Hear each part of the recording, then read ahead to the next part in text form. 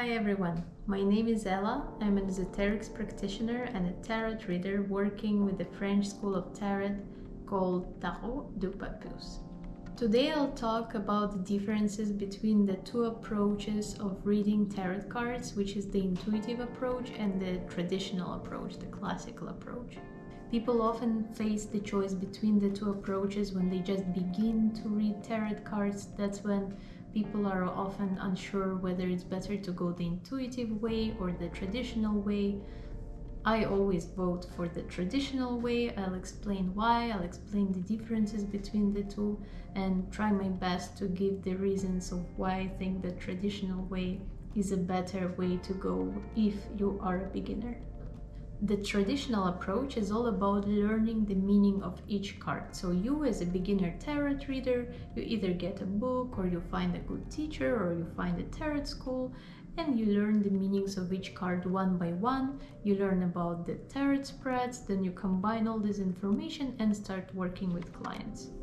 The intuitive approach is different. That's when you get a tarot deck, and instead of going to read books, instead of finding a good teacher or going to a tarot school, you try to understand the meaning of each card by intuitively analyzing it. Let's put it this way.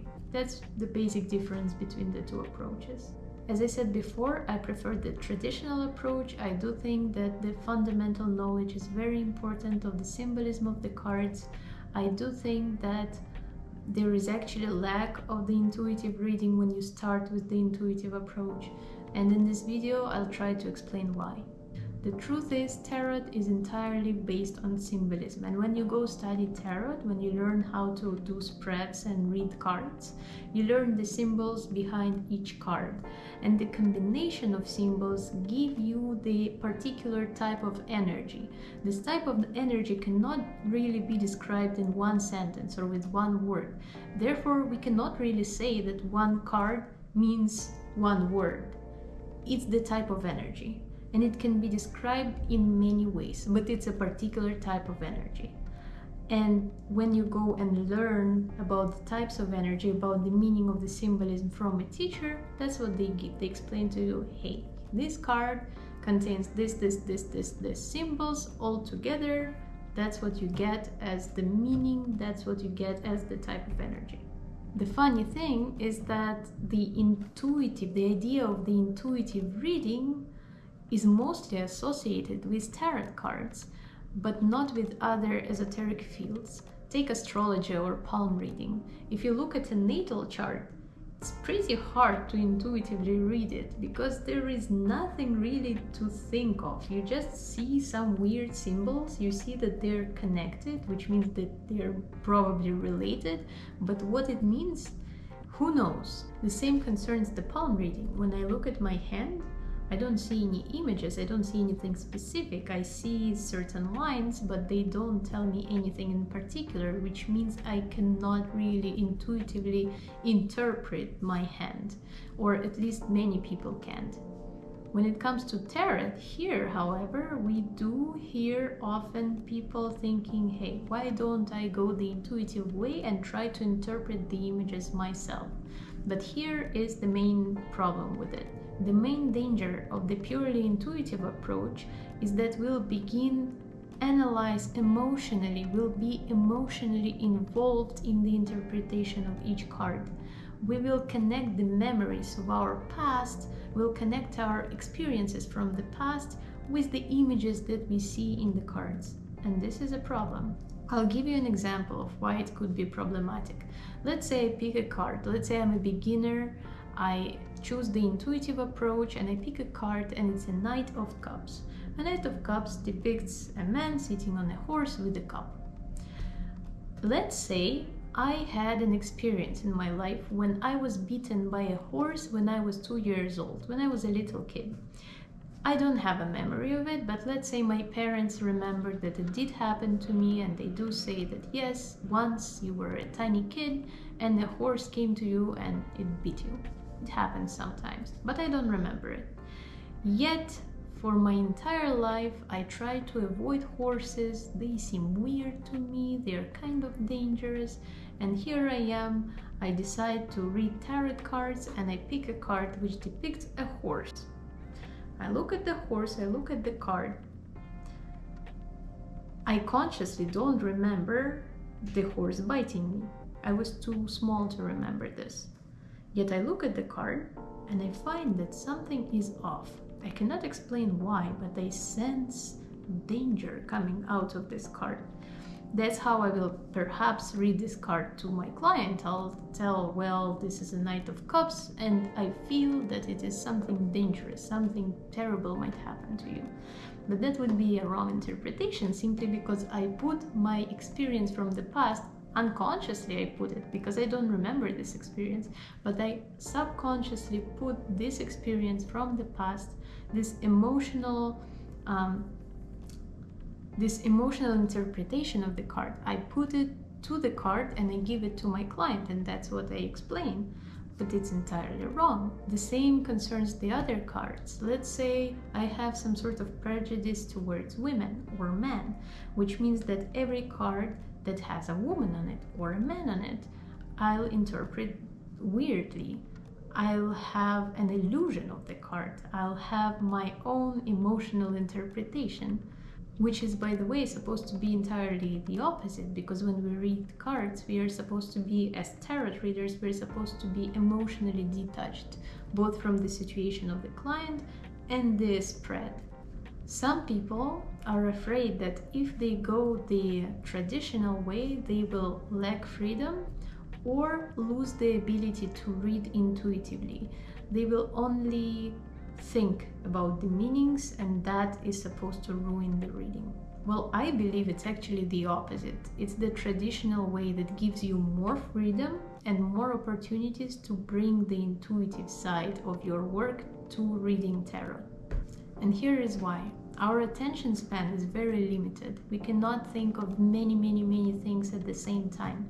So if I'm the beginner and I choose the intuitive approach and I look at the first spreads before me, I will put a lot of attention into trying to understand what each of the cards that I have on the table means. I will not think about the connecting them properly. I will not think much of applying these cards to the situation that the client brought to me. A lot of my attention will be put on just trying to figure out what are the meanings of the cards. And that is problematic. On the contrary, when we go the traditional way and we know all the meanings, we know the meaning of each of the little symbol of each card, we know the different interpretations, we know the different angles of each of the energies behind each card, once we have the spread, we no longer need to bring our attention to the meanings. We remember them. They just come like pam, pam, pam.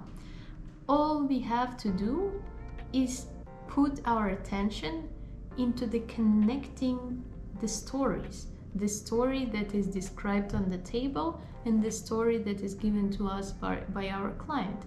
And that's when we can bring our intuition, and that's when we can detach ourselves from these stories, from the both of them, emotionally detach ourselves, and that's when we can analyze it and try to feel the subtle information that can come to us. Because we have enough attention to do that. Otherwise, we would be analyzing just the meanings of the cards. That's actually what happens to almost any good specialist. Take a dancer, musician, a psychologist, or a doctor. At some point, people begin to add the intuitive side to their job. At least good specialists, that's what happens. Because if you mechanically dance or if you mechanically try to paint, it doesn't turn out to be truly good. What people do, they study, they get the basic knowledge of what's happening in the field, then they practice, and eventually there is a lot of space, there is a lot of freedom for the intuition to come in and to bring this intuitive part into work. And that's when the masterpiece appears. In the end of the day, the question is where you begin, because even if you begin as an intuitive reader, eventually, if you decide to do the tarot readings for a long enough time, You'll have your own book of meanings. You will play around with it, you'll make many mistakes, and eventually you'll come up with a set of meanings that you will use. And surprisingly, actually, many people find it to be very close to what the classic tarot readers did in the past in terms of meanings. The meanings would be very similar. The only thing is that they spent years of trial and error trying to figure out these meanings while they all exist. All you need to do is to just study the symbolism of tarot cards.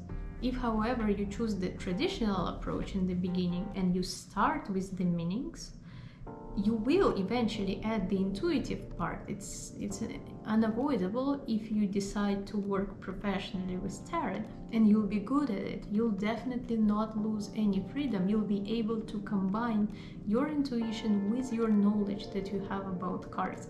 It will all balance each other out, and it will be a lot faster than if you choose the intuitive way. Don't be afraid to lose freedom if you choose the traditional, the classical approach. You'll be fine. You will not lose any freedom. You will not read the spreads just mentally without adding your intuition. You will be able to use your intuition. It just takes time, practice, and the fundamental knowledge helps it. It does not prevent you from reading intuitively. It helps you. So I wish you to find a very good teacher, a good school of tarot, or very decent books, and get the knowledge. Thank you for watching this video.